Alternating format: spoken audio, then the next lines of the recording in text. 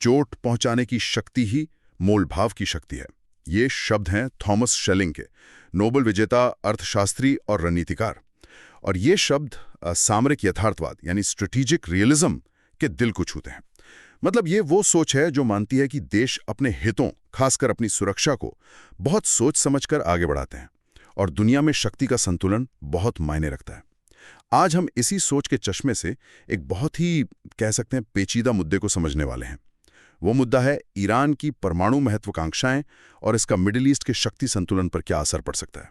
जी हाँ, ये एक बहुत ही अहम और संवेदनशील विषय है। और हमारी ये चर्चा मुख्य रूप से ORF यानी ऑब्जर्वर रिसर्च फाउंडेशन में छपे एक लेख पर आधारित है। हमारा मकसद है इस मुश्किल विषय के अलग अलग पहलुओं को देखना, खासकर सामरिक यथार्थवाद और परमाणु निवारण के नजरिए से, ताकि एक आप कह सकते हैं संतुलित समझ बन सके। बिल्कुल। और हाँ, UPSC की तैयारी करने वालों के लिए तो ये टॉपिक अंतर्राष्ट्रीय संबंध और सुरक्षा के लिहाज से बहुत ही ज़रूरी है। साथ ही जो लोग दुनिया में क्या चल रहा है इसमें दिलचस्पी रखते हैं, उनके लिए भी ये काफ़ी अहम है। हाँ बिल्कुल। तो आज की बातचीत में हम क्या क्या देखेंगे? हम परमाणु निवारण का सिद्धांत समझेंगे, ईरान की अपनी सुरक्षा को लेकर जो चिंताएं हैं उन पर बात करेंगे, इस इलाके में जो खींचतान चल रही है खासकर इजरायल के साथ उसे देखेंगे, और ये भी सोचेंगे कि अगर ईरान परमाणु शक्ति बन गया तो क्या होगा, स्थिरता आएगी या और उथल-पुथल मचेगी। चलिए इसे खोलकर समझते हैं।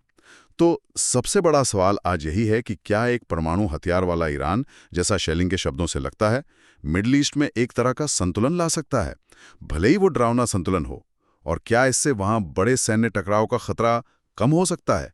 ये सवाल है जिस पर दुनिया बटी हुई है। बिल्कुल। और इस पूरी बहस के बिल्कुल केंद्र में है परमाणु निवारण का सिद्धांत, न्यूक्लियर डिटरेंस।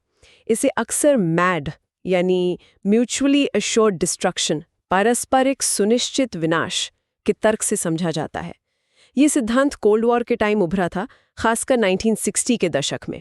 और इसका सीधा सा मतलब ये है कि जब दो दुश्मन देशों के पास दूसरे हमले की पक्की क्षमता हो, मतलब पहला हमला झेलने के बाद भी वो जवाबी परमाणु हमला कर सके, तो कोई भी पहला हमला करने की हिम्मत नहीं करेगा। अच्छा। क्योंकि पहला हमला करने वाले को पता होता है कि जवाबी हमला इतना भयानक होगा कि दोनों का विनाश तय है। तो हमले की कीमत इतनी ज्यादा हो जाती है कि ये डर ही अपने आप में रोक का काम करता है, डिटरेंट बन जाता है। हाँ, ये सुनने में तो खतरनाक लगता है, पर सिद्धांत यही है। हाँ बिल्कुल, ये एक खतरनाक संतुलन है, लेकिन सिद्धांत यही कहता है कि ये काम करता है। लेकिन एक सवाल है यहाँ, ये मैड वाला तर्क तो दो सुपर पावर अमेरिका और सोवियत संघ के बीच बना था। क्या ये आज भी उतना ही मजबूत है, खासकर क्षेत्रीय ताकतों के मामले में जिनके हित और हालात अलग होते हैं? ये बहुत अच्छा सवाल है। देखिए, सिद्धांत तो वही रहता है, पर क्षेत्रीय स्तर पर चीजें और उलझ जाती हैं। फिर भी अगर हम हाल का उदाहरण देखें तो कुछ लोग मई 2025 में भारत और पाकिस्तान के बीच हुए छोटे लेकिन गंभीर सैन्य टकराव का जिक्र करते हैं। हाँ, वो तो काफी तनावपूर्ण स्थिति थी। जी, दोनों देश परमाणु शक्ति वाले हैं, तनाव बहुत बढ़ गया था, लेकिन मामला पूरी तरह से युद्ध में नहीं बदला और आखिर में युद्ध विराम हो गया। तो तर्क ये दिया जाता है कि शायद परमाणु हथियारों की मौजूदगी और उनके इस्तेमाल का जो डर था, उसी ने दोनों देशों को पीछे हटने पर मजबूर किया। हालांकि ये भी सच है कि हर संघर्ष अपने आप में अलग होता है। सही कहा। और अगर हम इसी नजरिए से ईरान को देखें तो उसकी राष्ट्रीय सुरक्षा की जो हालत है वो वाकई एक खुले घाव जैसी लगती है, जैसा लेख में कहा गया है। मतलब एक भरोसेमंद परमाणु निवारण क्षमता न होने के कारण ईरान हमेशा बाहरी हमले के खतरे में रहता है और उसके पास जवाब देने के तरीके बहुत सीमित हैं, पारंपरिक रूप से कमजोर हैं। हाँ, ईरान की ये जो असुरक्षा है, इसकी कई वजह हैं। पहली और सबसे बड़ी वजह है उसका कट्टर दुश्मन इजराइल। माना जाता है कि इजराइल के पास परमाणु हथियार हैं, हालांकि वो खुलकर कहता नहीं। ईरान इसे अपने लिए सीधा खतरा मानता है। और सालों पुरानी दुश्मनी भी है। बिल्कुल। और सैन्य ताकत में भी भारी अंतर है। कन्वेंशनल मिलिट्री असिमेट्री जिसे कहते हैं, ये सब ईरान को परमाणु बराबरी के लिए उकसाता है। दूसरी बात, अमेरिका ने इजराइल को जो पक्की सुरक्षा गारंटी दे रखी है, उससे ईरान का रणनीतिक घाटा और बढ़ जाता है। उसे लगता है कि पारंपरिक लड़ाई हुई तो वो अकेला पड़ जाएगा। अच्छा। तीसरी बात, ईरान ने इस कमी को पूरा करने के लिए मिसाइलें और ड्रोन तो बहुत जमा किए हैं, लेकिन हाल के जो टकराव हुए, जैसे वो कथित 12 दिवसीय युद्ध, उसने दिखा दिया कि इस पारंपरिक क्षमता की भी अपनी सीमाएं हैं। हाँ, वो खबरें थी। यहाँ दिलचस्प बात यह है कि मिसाइल एक्सपर्ट्स जैसे फैबियन हिंज का विश्लेषण कहता है कि ईरान की मिसाइल क्षमता शायद इतनी मजबूत नहीं है कि वो एक निर्णायक जवाबी हमला कर सके। इससे क्या होता है कि निवारण का जो संतुलन है वो लगातार इजराइल के पक्ष में झुकता जा रहा है। अच्छा। और इसमें यह भी जोड़ना होगा कि सालों से जो कड़े प्रतिबंध लगे हैं उनकी वजह से ईरान आधुनिक हथियार और सबसे जरूरी असरदार एयर डिफेंस सिस्टम नहीं ले पाया है। अगर हम इसे बड़ी तस्वीर से जोड़ें तो इन सभी बातों को मिलाकर देखें तो ईरान का अपनी सुरक्षा के लिए परमाणु हथियार हासिल करने की कोशिश करना उसकी नज़र में एक तर्कसंगत, शायद जरूरी कदम लगता है, भले बाकी दुनिया को इससे चिंता हो। ये बात हमें राजनीतिक वैज्ञानिकों के विचारों की तरफ ले जाती है। जोसेफ नेन ने परमाणु हथियारों की तुलना एक क्रिस्टल बॉल से की थी, मतलब एक जादुई गोला जो भविष्य दिखाता है। उनका कहना था कि परमाणु युद्ध के नतीजे इतने भयानक और साफ होते हैं, खासकर तब जब दोनों तरफ परमाणु हथियार हों, कि उनका इस्तेमाल सोचा भी नहीं जा सकता। ये जो आपसी कमजोरी है, म्यूचुअल वल्नरेबिलिटी, यही निवारण को मजबूत करती है। जी। और केनेथ वॉल्ट्स जैसे जो प्रभावशाली विचारक हैं, नव यथार्थवादी, उनका तर्क है कि देशों की पहली चिंता शक्ति बढ़ाना नहीं होती, बल्कि दुनिया में अपनी जगह बनाए रखना होती है, अपना अस्तित्व बचाना, सर्वाइवल। हाँ, बिल्कुल। तो वॉल्ट्स के हिसाब से देखें तो ईरान का परमाणु कार्यक्रम शायद हमला करने के लिए नहीं है, बल्कि अपनी हुकूमत को बाहरी खतरों से बचाने की एक, कह सकते हैं, हताश कोशिश ज्यादा लगती है। हाँ, मुमकिन है कि यहाँ मुख्य वजह डर हो, महत्वाकांक्षा नहीं। अच्छा। उत्तर कोरिया का मामला देखिए, इससे ये बात और साफ होती है। उत्तर कोरिया ने भी शासन बदलने के गहरे डर की वजह से, खासकर कोरियाई युद्ध और अमेरिकी दबाव के बाद परमाणु हथियार बनाए, अंतर्राष्ट्रीय समझौतों को तोड़ा। हाँ, 2006 में उन्होंने परीक्षण किया था। जी, और वो आधिकारिक तौर पर परमाणु शक्ति बन गया। अब देखिए, ऐसा माना जाता है कि उत्तर कोरिया जानबूझकर या बिना उकसावे के परमाणु हथियार इस्तेमाल नहीं करेगा। और ये भी एक हकीकत है कि परमाणु शक्ति बनने के बाद से उत्तर कोरिया किसी बड़े युद्ध में शामिल नहीं हुआ है। हाँ, तनाव रहता है, छोटी मोटी झड़पें होती हैं, लेकिन एक बड़ा युद्ध टलता रहा है। तो इससे लगता है कि उत्तर कोरिया के परमाणु हथियार मुख्य रूप से बचाव के लिए हैं, शासन के वजूद की गारंटी के लिए। लेकिन इस चक्कर में उत्तर कोरिया तो पूरी दुनिया से कट गया, एक पराया स्टेट बन गया। हाँ, बिल्कुल। उस पर कड़े प्रतिबंध लगे। ईरान के साथ शायद ऐसा पूरी तरह अलग थलग होने का खतरा थोड़ा कम है। देखिए, 1979 की क्रांति के बाद से ईरान पश्चिमी देशों से तो काफी अलग रहा है, लेकिन ग्लोबल साउथ में, विकासशील दुनिया में, खासकर एशिया, अफ्रीका, लैटिन अमेरिका में उसके कई सहयोगी और व्यापारिक साथी हैं। अच्छा। तो ये चीज उसे उत्तर कोरिया जैसी पूरी नाकामंदी से शायद कुछ हद तक बचा सकती है। ये भी याद रखना जरूरी है कि परमाणु महत्वाकांक्षा के पीछे सिर्फ सुरक्षा की बात नहीं होती, राष्ट्रीय प्रतिष्ठा माने प्रेस्टीज का भी एक बड़ा रोल होता है। जी हाँ। जैसा कमांडर डीन मार्टिन्स ने कहा था, जब 2002 में ईरान का गुप्त परमाणु कार्यक्रम सामने आया तो तेहरान की एक बड़ी इच्छा थी कि वो दुनिया के उस खास क्लब में शामिल हो जाए जिसने यूरेनियम संवर्धन जैसी मुश्किल तकनीक में महारत हासिल कर ली है। ये दिखाता है कि वो तकनीकी तौर पर कितना आगे हैं और दुनिया में खास दर्जा चाहते हैं। हाँ, ये प्रतिष्ठा का पहलू बहुत अहम है। अब्बास अमी का विश्लेषण भी यही बताता है कि बुशहर न्यूक्लियर प्लांट को पूरा करने में ईरान को 20 साल से ज्यादा लगे और बहुत पैसा खर्च हुआ। जी। उस समय शायद आर्थिक रूप से ये उतना फायदेमंद नहीं था, लेकिन इसे राष्ट्रीय गौरव और प्रतिष्ठा के लिए ही पूरा किया गया। जी। और इस तस्वीर में एक और बात जरूरी है, ईरान की जनता का इस कार्यक्रम को भारी समर्थन। एक सर्वे के मुताबिक करीब 69% ईरानी परमाणु हथियार बनाने की कोशिशों का समर्थन करते हैं। हाँ, और हाल की घटनाओं ने, जैसे अप्रैल 2024 में दमिश्क में ईरानी दूतावास पर हमला हुआ या उसके बाद का ऑपरेशन राइजिंग लायन, इन सब ने इस भावना को और मजबूत ही किया है। ये दिखाता है कि ईरानी लोग न केवल परमाणु अधिकारों को अपनी तरक्की और संप्रभुता का प्रतीक मानते हैं, बल्कि ऐसे हथियारों की जो निवारक शक्ति है उसे भी समझते हैं। तो ये तथ्य कि ईरान इतने भारी अंतर्राष्ट्रीय दबाव और मुश्किल आर्थिक प्रतिबंधों के बावजूद परमाणु क्षमता हासिल करने के लिए लगातार कोशिश कर रहा है। ये उसकी हताशा और सुरक्षा की गहरी भावना दिखाता है।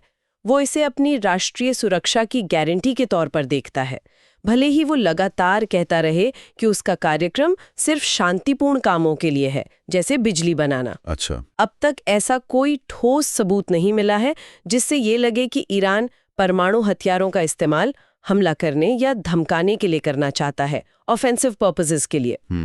जैसा कि गिदोन हेनाफ्ट ने कहा था ईरान और उत्तर कोरिया जैसे कथित दुष्ट राज्यों के बारे में, कि भले ही हम अक्सर इन राज्यों को तरकीन मानते हैं, पर ऐसा कोई सबूत नहीं है जो बताए कि वे आत्मघाती हैं। सुसाइडल है। मतलब ये कि कोई भी देश, चाहे उसकी दुनिया में छवि कैसी भी हो, अपनी पूरी बर्बादी का खतरा मोल नहीं लेगा। परमाणु हथियारों का इस्तेमाल आत्मघाती होगा और शासन का बने रहना हमेशा पहली प्राथमिकता होती है। यमन में हूती हैं एक तरह की परमाणु छतरी दे सकता है, न्यूक्लियर अम्ब्रेला। हाँ, ये चिंता तो है। मतलब इन गुटों को ये भरोसा मिल सकता है कि अगर उन पर बड़ा हमला हुआ तो ईरान शायद परमाणु हमले की धमकी देकर उन्हें बचाएगा। इससे ये गुट और ज्यादा बेधड़क हो सकते हैं। ये चिंता बिल्कुल जायज है, लेकिन इसके जवाब में भी कई अहम तर्क हैं।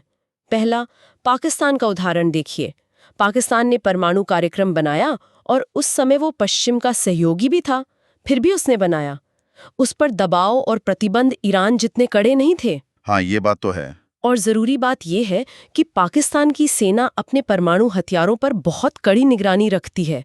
उसने कभी इन्हें किसी गैर सरकारी गुट या प्रॉक्सी को नहीं दिया। अच्छा। दूसरा और शायद सबसे अहम तर्क फिर से केनेथ वॉल्स के सिद्धांत पर आधारित है।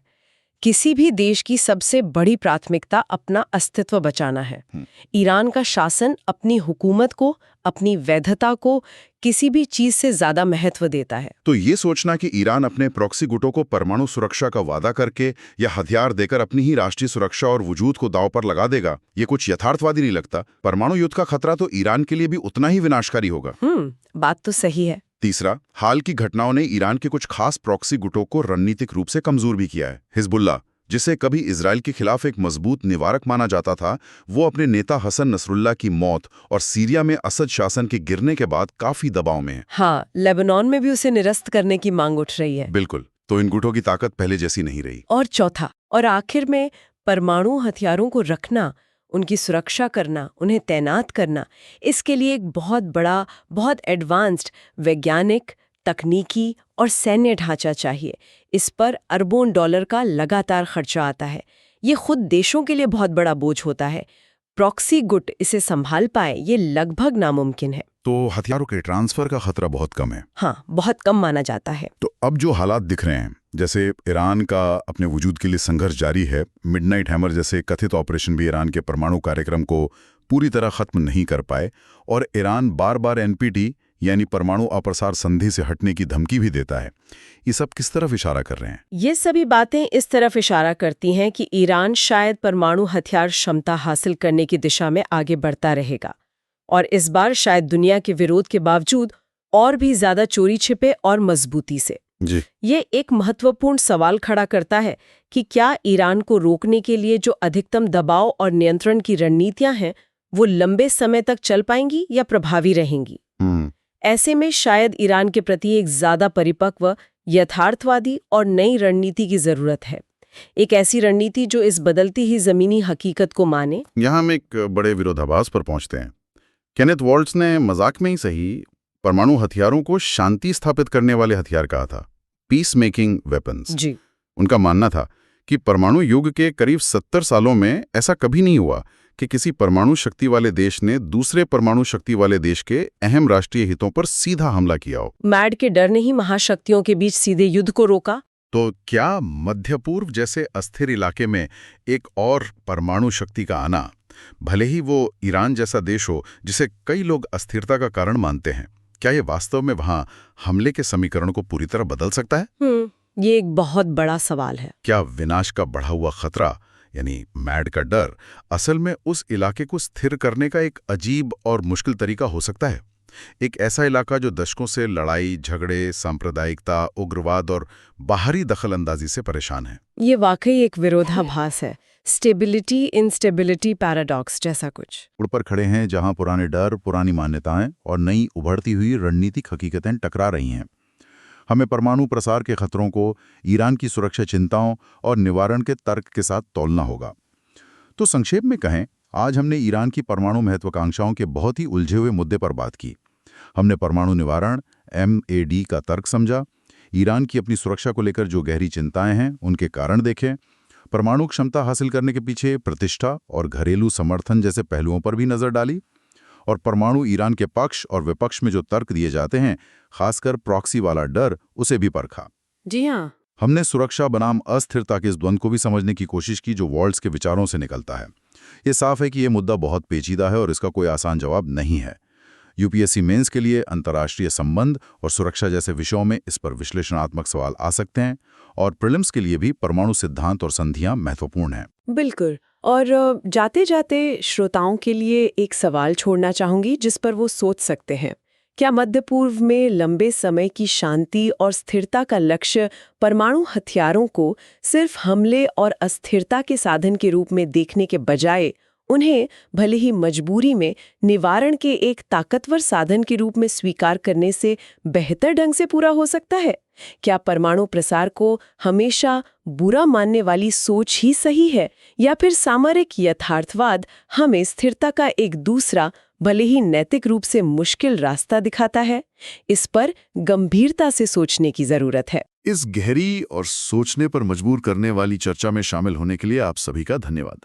हम UPSC अभ्यर्थियों और दुनिया के मामलों में रुचि रखने वाले सभी श्रोताओं को कहेंगे कि वे ORF के मूल लेख और इस विषय पर मौजूद दूसरे स्रोतों को भी पढ़ें और अपनी समझ को और बढ़ाएं।